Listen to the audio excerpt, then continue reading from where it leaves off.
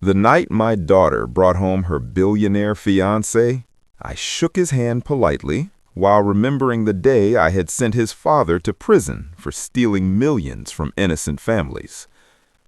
It was a snowy Friday evening in Chicago when my daughter, Emily, walked into my living room with a glow on her face I hadn't seen since she was a child. She held the arm of a tall, sharply dressed man whose expensive watch caught the light before his smile did. "Dad," she said softly, almost breathless with excitement, "this is Ryan Carter. We're engaged." The moment his hand touched mine, something deep inside me tightened. It wasn't anger or fear. It was recognition.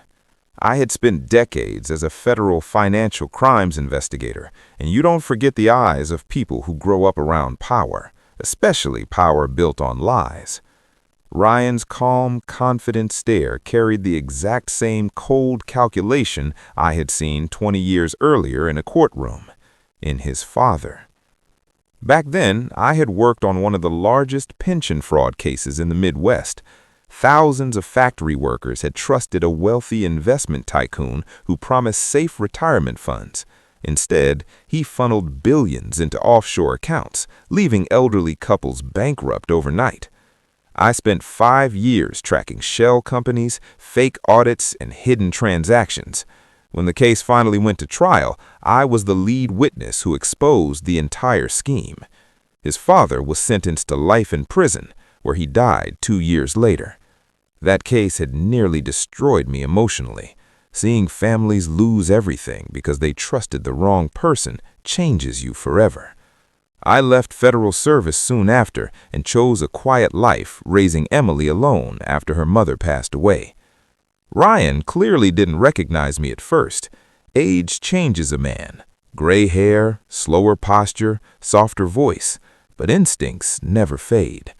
During dinner, he spoke smoothly about his venture capital firm, his global investments, and how he specialized in helping young entrepreneurs reach their dreams.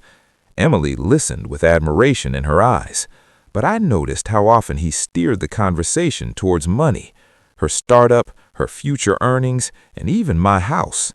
He casually mentioned how family assets show commitment when investors review deals. My stomach tightened because I had heard those exact words before, from his father decades ago. That night, after Ryan left, Emily noticed my silence. "Dad, what's wrong?" she asked. I hesitated because no parent wants to destroy their child's happiness, but I also knew silence had once allowed thousands of victims to lose everything. I went to my study and pulled out old files I had kept locked away, news clippings, court records, and photographs from that case. When Emily saw Ryan's father's face on the front page, her hands trembled. "You think he's like him?" she whispered. I told her something I had learned over 30 years of investigations.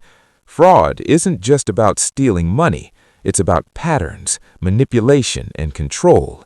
And those patterns often pass from one generation to the next. Emily didn't want to believe it at first. She loved Ryan, or at least the man she thought he was. But a week later, she came to me pale and shaken. Ryan had begun pressuring her to sign documents tying her startup to a massive investment deal. Hidden within the legal language was a clause requiring personal guarantees, including my house, as collateral if her company failed to meet impossible profit targets within 18 months. It was the exact same trap his father had used decades earlier. Following my advice, Emily agreed to sign, but secretly recorded Ryan during a phone call. What we heard confirmed everything.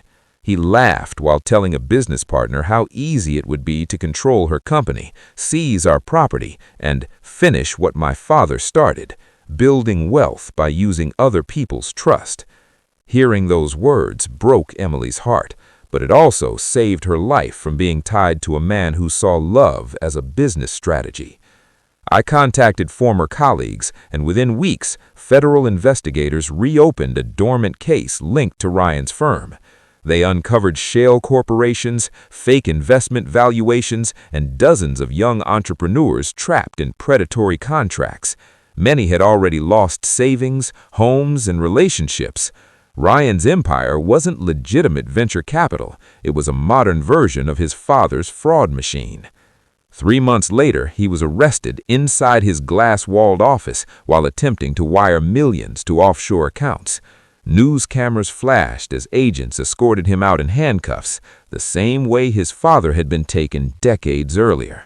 Some patterns, I realized, don't just repeat, they come full circle. On the day of his sentencing, Emily stood beside me outside the courthouse. Her voice trembled, but her eyes were strong when she whispered, "You didn't just save me, Dad. You saved who I would have become." In that moment, I understood something deeply simple. Protecting someone isn't always about fighting criminals. Sometimes it's about giving them the truth before it's too late. Years have passed since then. Emily rebuilt her company slowly and honestly. She now teaches young entrepreneurs how to recognize financial manipulation and protect themselves from predatory deals. And I often sit quietly in the audience during her seminars, watching her speak with confidence and strength. Because in the end, the greatest lesson I ever learned wasn't about catching criminals. It was this: evil rarely looks dangerous at first. It looks charming, successful, and trustworthy. And sometimes the past you thought you left behind becomes the very shield that protects the people you love the most.